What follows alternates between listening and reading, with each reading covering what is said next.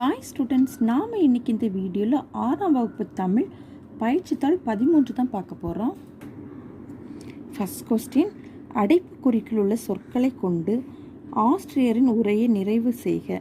8 acre, இரண்டாவது 8.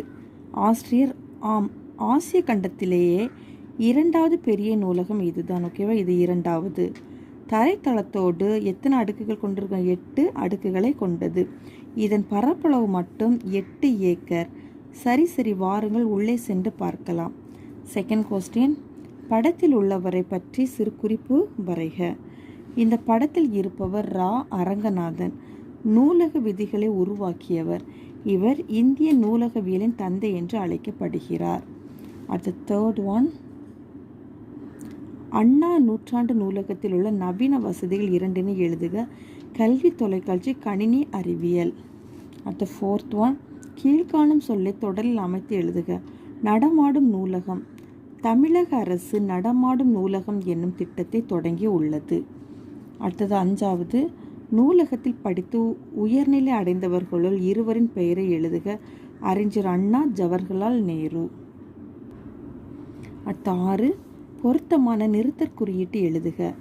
மாதவி, ஐயா, இங்குள்ள புத்தகங்களை நம் வீட்டிற்கு எடுத்து செல்ல முடியுமான்னு கேட்டிருக்கு. மாதவி இதில் கோலன்னு வச்சுக்கோங்க.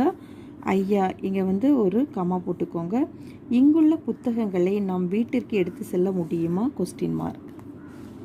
அடுத்து 7வது, நூலகரின் உரைப்பகுதியை படித்து வினாவிற்கு விடையளிக்க. நூலகர், இதுதான் 7ஆம் தளம். இத்தளத்தில் அரசு கீழ்த்திசை சுவடிகள் நூலகம் உள்ளது. இங்கு பழமையான ஓலை சுவடிகள் சேகரித்து பாதுகாத்து வைக்கப்பட்டு உள்ளன.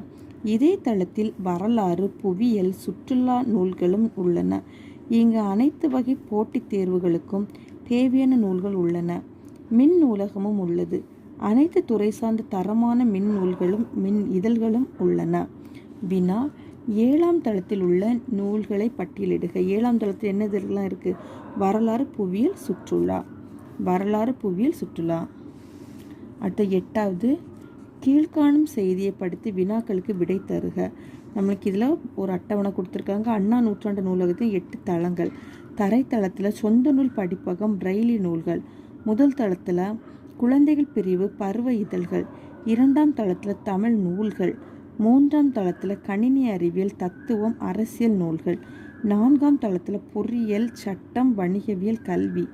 5ஆம் தளத்தில் கணிதம், அறிவியல், மருத்துவம். 6ஆம் தளத்தில் பொறியியல், வேளாண்மை, திரைப்படக்கலை. 7ஆம் தளத்தில் வரலாறு, சுற்றுலா, அரசு கீழ்த்திசை சுவடிகள் நூலகம். 8ஆம் தளம் கல்வி, தொலைக்காட்சி, நூலகத்தின் அலுவலக பிரிவு. வினாக்கள், முதல் தளத்தில் எப்பிரிவுகள் உள்ளன?